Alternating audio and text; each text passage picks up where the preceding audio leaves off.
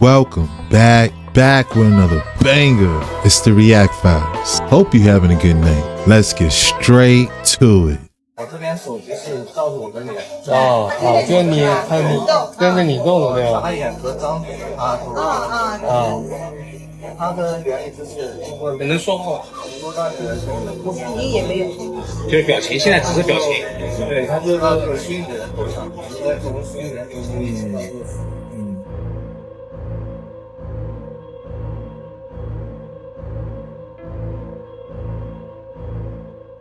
All right, you guys, we're talking about Tartaria. Check this out. This is just in my little humble town of Olympia, Washington. Let's go talk about this monstrosity. All right, here we are. So guys, work started on this in 1911. You know, 1911 technology. Look at this thing. Look at it. It just goes on and on. Third tallest dome in North America. Just really quick, imagine it's 1911. Less than 10,000 people live in the city. And imagine putting up that one. Okay, that is 8 feet tall by like 4 feet wide.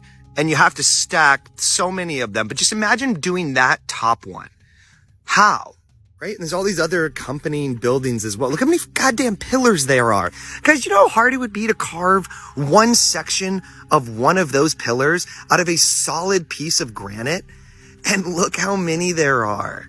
In 1911 in Olympia, Washington, a place infamous for its stonemasons. Oh, we're a bunch of fucking fur trappers. That's all anyone who lived here. Beer and fur. That was the only thing that was going on in Olympia. And of course, the most incredible stonemasons who have ever been, who are just in their spare time for their government check, carving dozens and dozens and dozens and dozens of enormous pillars. Again, the third tallest dome in North America.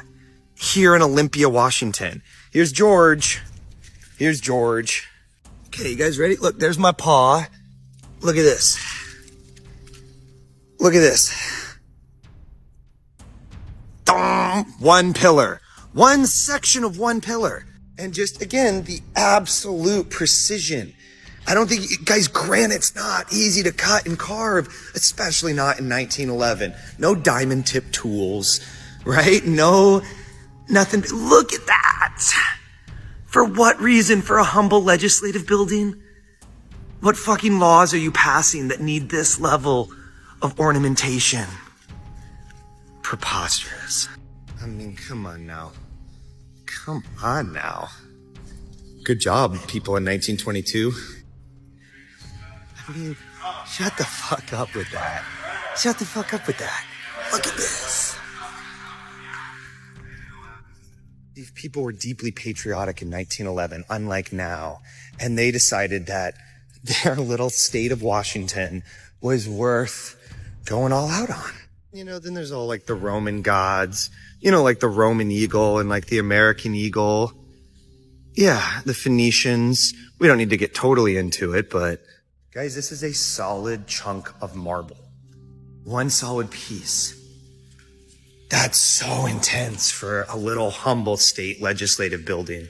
To put too fine a point on it, but that's a 3-ton chain hanging from the third tallest dome in North America. You could fit a queen-size mattress in there. There's a bunch of gods all over it, right? That little person right there is 4 feet tall. Come on now. Come on now. Also, the people here are so fucking stupid. I've talked to so many people, it's like, actually, they were just throwing the marble away, and somebody said, let's save it and put it in the new Capitol building. Shut the fuck up. They're just all boomers, guys. All of our historians are boomers, by the way, if that should just unsettle you. So you guys, like, Buckingham Palace wishes that they had massive griffins carved into marble. That's a solid piece of marble. Look at that. 1911, imported from Germany, spared no expense to the taxpayer. What the fuck are you talking about, you ridiculous, ridiculous narrative? All right, there you have it, guys. The Olympia. 1911, we don't build them like we used to. If that's the case, we absolutely don't. Shout out to Jonathan Davidson Hutchins. A 3-ton chain. A chandelier where you could put a queen-size bed in it. And I agree when it comes to that granite. I don't think they had the tools back then. Them stone columns, man. It's pretty hard to explain. Did you see the fallen angel on the Joe Rogan show?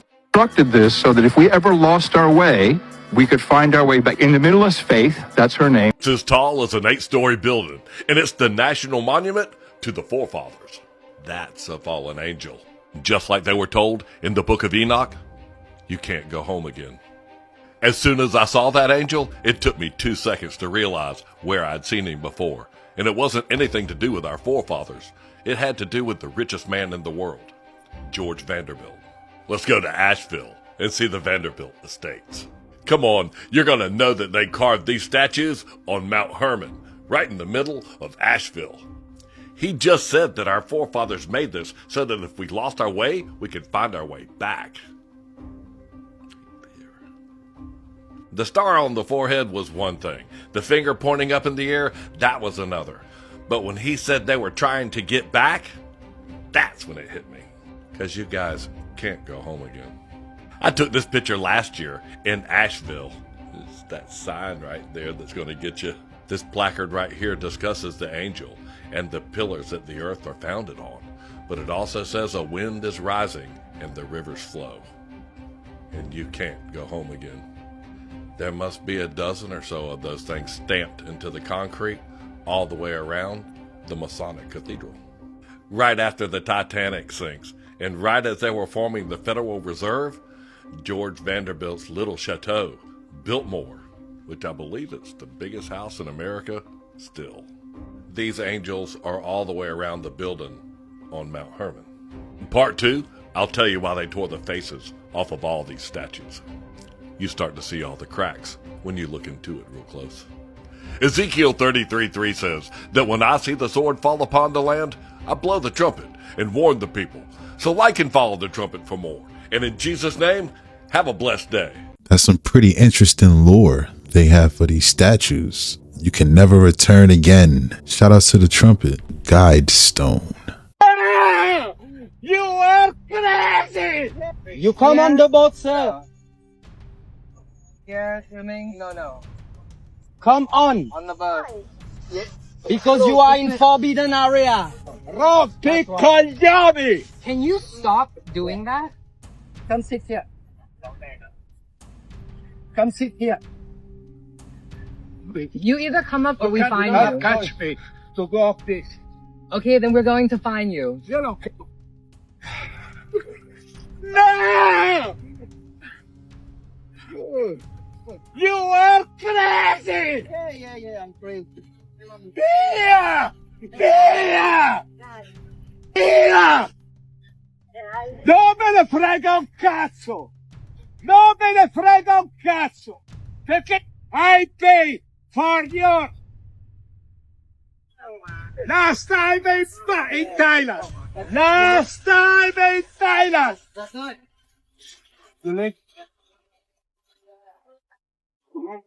Ladies and gentlemen, I've got some interesting footage for you. I've got 4 different separate encounters and we're going to kind of mash them together and relate them in certain aspects, okay? So in video 1 that we're seeing here is a potentially shape-shifting plasmodial type UFO thing. Some of you call them UFOs, some of you call them UAPs, wherever you like, okay?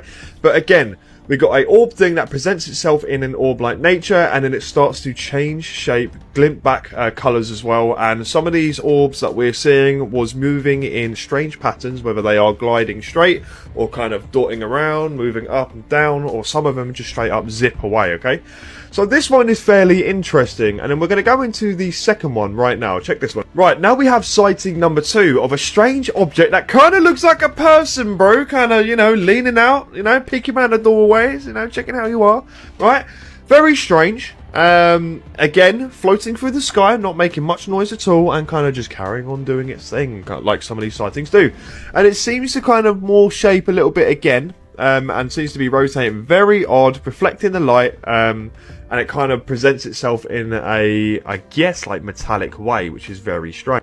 Now we have number 3, okay? And number 4 will follow shortly after. Again, kind of like the first sighting we've seen. Again, high up in the sky, some strange metallic orb type thing. And as it kind of zooms in, it seems to kind of morph, reflect, and act a certain way.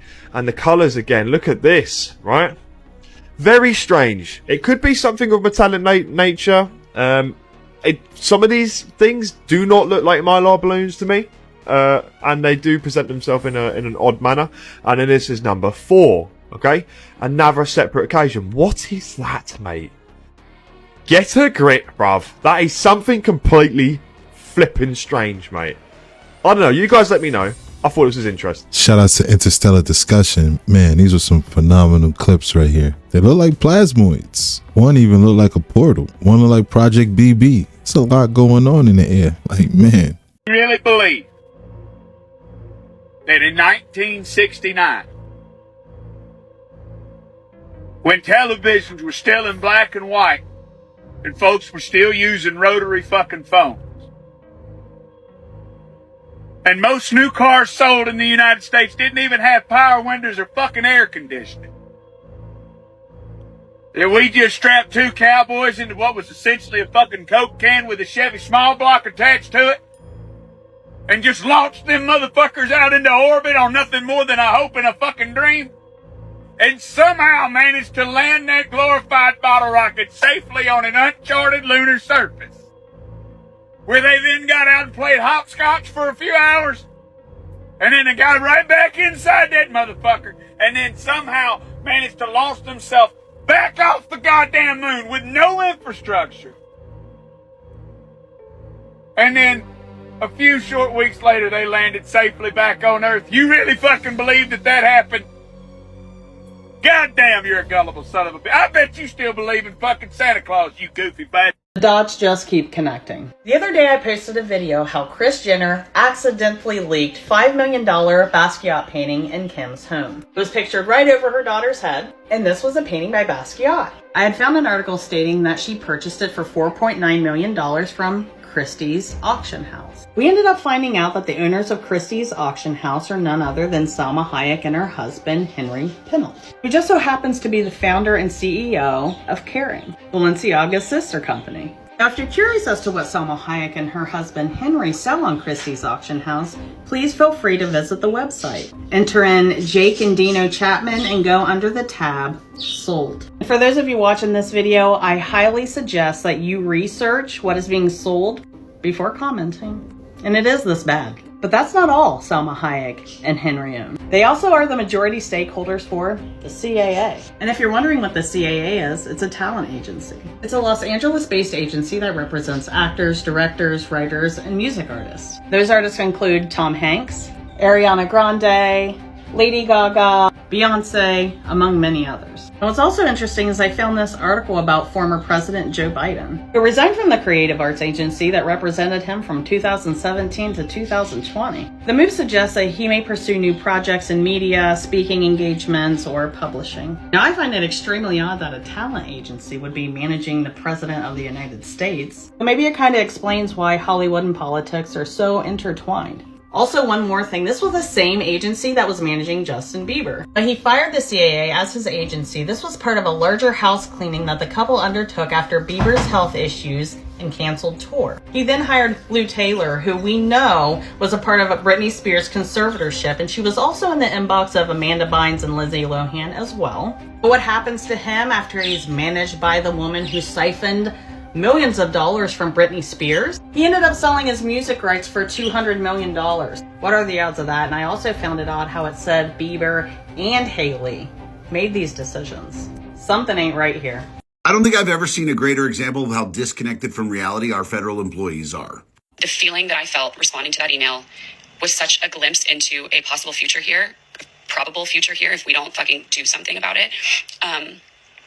It felt so scary and so heartbreaking. It felt much like I would imagine living in a place like what I always imagined North Korea to be like would be like. She just compared, non-ironically I might add, on the brink of tears, that having to respond to an email is what she imagines life in North Korea to be like. And she was on the brink of tears. Like, you could hear her sniffling. She truly believes this. She truly believes that what the people of North Korea under their despotic ruler are going through is like having to respond to emails. How have we become this disconnected from reality? How are we even entertaining this?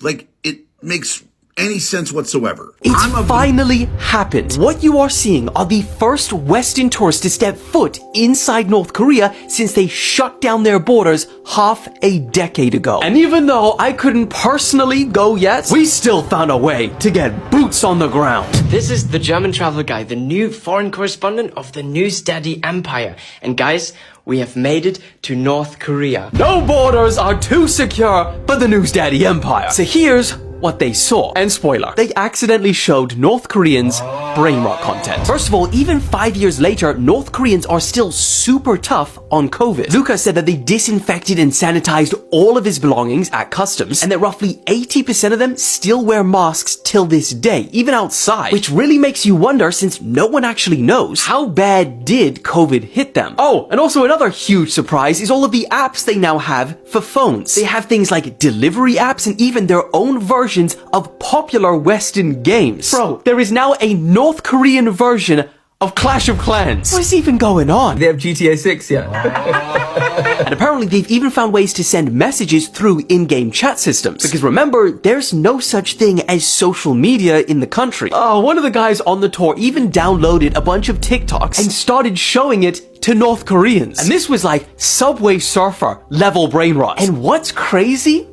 They actually loved it. Luca has been to 193 countries, and North Korea was the only one that didn't have a single Wi-Fi network appear the entire time. Another thing you don't think about was the complete absence of advertising. So instead of seeing McDonald's or Coca-Cola, it's either a leader's face or a political slogan. They were taken to a mall and a pharmacy, but they were not allowed to see a supermarket. And interestingly, at the mall, they sold fake Western brands like Gucci and Louis Vuitton, which raises the question, how aware are North Koreans of the outside world? This is what their hotel room looked like, and when they looked out of their window at night, it was almost completely black, despite the hotel being in Rason's city center. He said that poverty was visible, but it wasn't allowed to be photographed, but that despite this, the streets had no trash and were almost spotless. Alcohol is super popular, and even when you're at a restaurant, they serve you beer instead of table water. And at one point, they even went to a school, and Luca managed to zoom in on what they were learning. One portion read, "There are many great men recorded in history. Kim Il-sung was the greatest man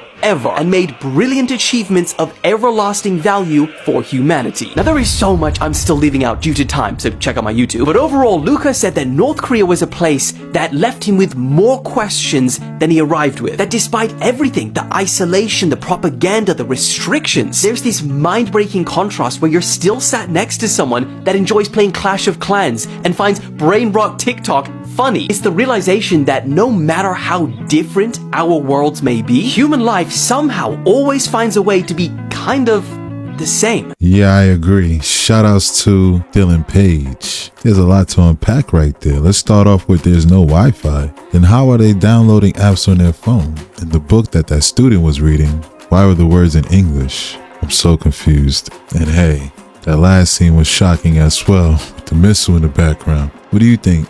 Can this be compared to sending an email to your boss? I don't know. Let me know in the comments down below. Crazy. So chances are last night you could not sleep at all and you felt terrible, or you slept way too much and you basically slept like the living dead. That or something in between. I'll tell you some bizarre side effects I was having last night in a minute. Now, if you didn't feel anything different, I hate to be the bearer of bad news, you are just completely disconnected from everything. And I'm not kidding. If it's going from just like flatline to all of a sudden bizarre, sideways, crazy, and you feel nothing, you need to look at what you're eating and what you're drinking. Because that means you have a massive amount of calcification and certain glands in the body that have spiritual connections. No, it's not new age, it's very real stuff. Our bodies have been made with spiritual antennas so we can understand things above ourselves. Now, it's possible that the Schumann frequency literally flipped sideways like never before because of the planetary alignment we have going on, but we can't be sure. But one thing we do know is we live in a very weird time. But last night, I had a really weird, different side effect. My entire body felt like an ice cube. Like I thought I was going to die from hypothermia. And then when I got up, I looked at this and it made a lot of sense. But what about y'all? How are y'all feeling? Let me know in the comments.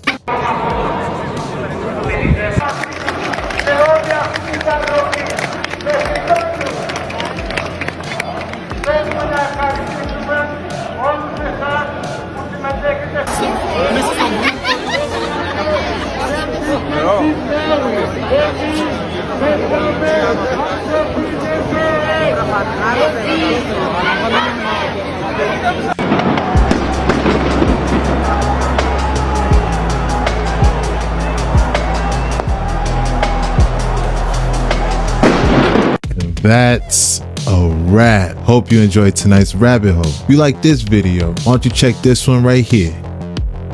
Thanks again. Till next time.